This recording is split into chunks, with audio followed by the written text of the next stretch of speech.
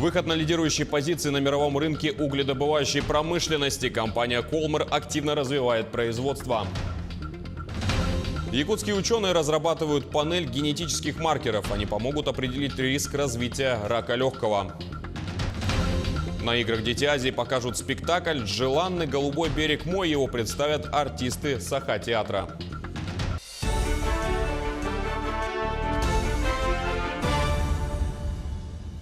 В эфире новости, в студии Василий Радченко. Здравствуйте. В Якутии начались ежегодные отчеты исполнительных органов государственной власти республики по итогам 2018 года. Первые правительственные делегации выехали в Алданский, Вилюйский, Сунтарский и Усть-Алданский районы. Отчеты правительства на Алданской земле стартовали еще в воскресенье и закончатся 6 февраля в городе Алдане. 3 февраля отчет правительства заслушали жители села Кутана. Сегодня они разделились на 3 подгруппы и выехали в села Чагда, Хатыстыр, поселок Нижний Куранах и Ленский, города Тамот и Алдан. Кроме того, в населенных пунктах Алданского района состоится прием граждан по личным вопросам. Также группы сегодня выехали в Вилюйский и Усть-Алданский районы. Напомним, что в субботу, 2 февраля, на национальном телевидении дан официальный старт отчету исполнительных органов государственной власти региона. Впервые отчет состоялся в новом формате, в прямом эфире. За время эфира поступило 304 вопроса. Выход на лидирующие позиции на мировом рынке угледобывающей промышленности. Компания «Колмар» активно развивает производство. В конце 2018 года шахта Денисовская получила новый толчок развития. Завершился монтаж оборудования для лавы, очистной выработки длиной 300 метров, предназначенной для подземной добычи угля. В шахте Денисовская побывала Тамара Игнатьева.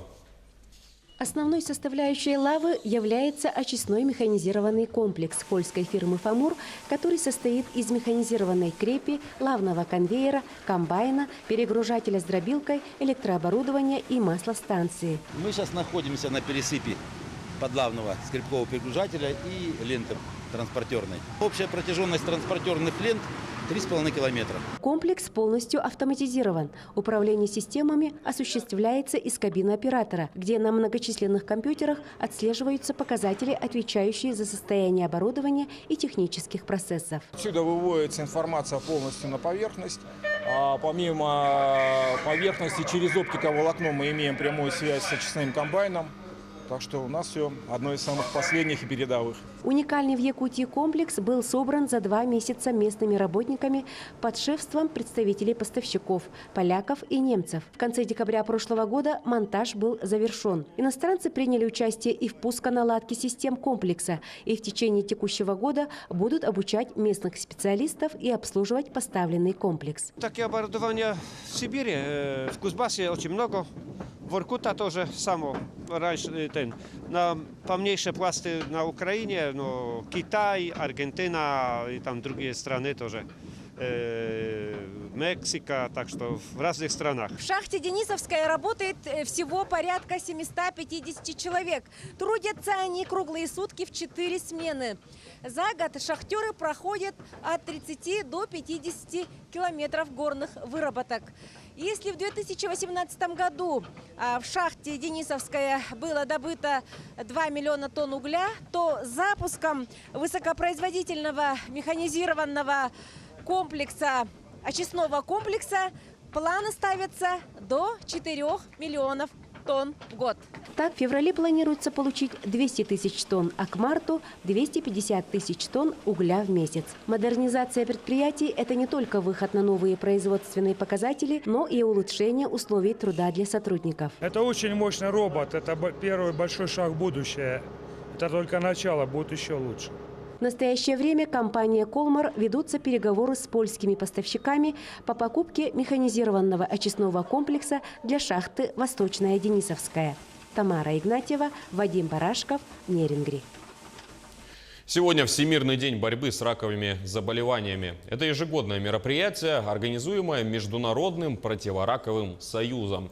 Цель этого дня – привлечь внимание людей к глобальной проблеме, напомнить об опасности раковых заболеваний, а также снизить смертность от рака. В России по итогам 2018 года было выявлено 617 тысяч новых случаев онкологических заболеваний, что на 20 тысяч больше, чем в 2017 году. При этом всего на онкологическом учете в нашей стране состоит 3 миллиона 630 тысяч человек. Тем временем молодые ученые-онкологи из Якутии разрабатывают панель генетических маркеров, определяющих высокий риск развития рака легкого среди населения республики. Они позволят определить группу риска у здорового человека, приводящие к этому заболеванию, что поможет в будущем избежать развития коварной болезни. Подробности у нашего корреспондента Ульяны Шагиной. Ученые уже нашли несколько достоверных мутаций, по которым можно выявить риски развития этой болезни. К рискам в первую очередь относится курение. Большинство больных раком легкого – курильщики с многолетним стажем. Ученые пока не хотят раскрывать свои первые разработки. Боятся, что конкуренты скопируют идею. Мы ведем тесную работу с якутским онкологическим диспансером, где набираем материал у больных раком легкого. Но люди охотно соглашаются. К сожалению, не всегда. Мы же не можем просто брать кровь у человека больного. Мы должны спросить его согласие, информационное согласие. Но не все соглашаются, больные. Поэтому у нас проблемы с сбором материала и очень мало людей набирается. По данным статистики, ежегодно в Якутии выявляется 350 новых случаев болезни рака легкого. В структуре заболеваемости и смертности эта болезнь занимает первое место во всем мире. С конца прошлого года онкобольные переехали в здание клинической больницы, и пациенты получили возможность лечиться в просторном здании. У нас отделение на 60 коек, и 10 человек из них с раком легкого. Сегодня наука не стоит на месте. Ученые всего мира постоянно разрабатывают новые подходы и методы лечения раковых образований. Фарида Даутова уже 12 лет борется с раком. Сейчас, во-первых, новые препараты. Они современные. И эти схемы, они нам продлевают жизнь. Понимаете, полноценные приходим, проверяемся, смотрим, где-то, если что-то нам дополнительно назначают этот препарат. По наблюдениям врачей-химиотерапевтов, азиаты хуже переносят химиотерапию, чем представители европеоидной расы. Если генетические маркеры, к примеру, европейцев уже давно изучены, то изучением якутских генов пока еще никто не занимался. Определение мутаций на генном уровне, отвечающих за обезвреживание ядовитых веществ в организме человека, станет настоящим прорывом для якутской медицины и позволит индивидуально подбирать химические препараты для лечения онкобольных. Ульяна Шагина, Владимир Павлов, Якутск. К другим темам. Сегодня во всем мире отмечают Новый год по восточному календарю. Мероприятия, приуроченные к этому празднику, проходят и в столице региона. О них расскажет нам Дмитрий Тымыров. Он сейчас на прямой связи со студией. Дмитрий, здравствуй, тебе слова. Добрый день, коллеги. В эти минуты в Дацане, который был открыт в 2014 году по Сергеляцкому шоссе, буддисты Якутии проводят ряд ритуалов, обрядов и молебен. В эти минуты здесь буддисты Якутии молятся Богу Мандал-Шива. Это Бог создания семьи, благополучия и богатства. Точно такое же мероприятие, уже молебны к другому Богу, пройдут в 17 часов и в 19. А самое главное, торжественные молебны пройдут завтра в 5 часов утра. Здесь соберутся все буддисты, которые проживают на территории республики, в том числе и в столице региона. Также хочется сказать, что Новый год, который отмечают буддисты в этом году, называется Сагалган, что в переводе означает «белый месяц», и мероприятие продлится в течение 15 дней.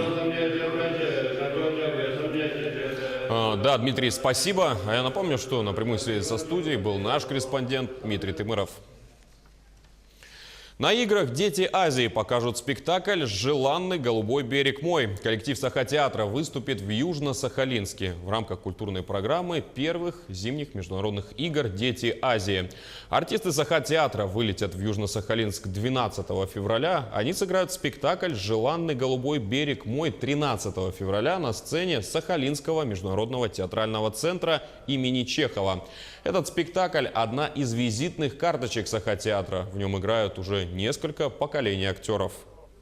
Получается так, что это спектакль, лодка – это спектакль, образно говоря, значит, объездив полмира, побывав на многих океанах, морях, впервые как бы возвращается оттуда, откуда он родом. То есть Охотское море, очень большой выдающийся писатель, нивский писатель Владимир Санги дал сюжет Чингизу Айтматову. В результате этого появилась эта повесть «Бегущий краем моря».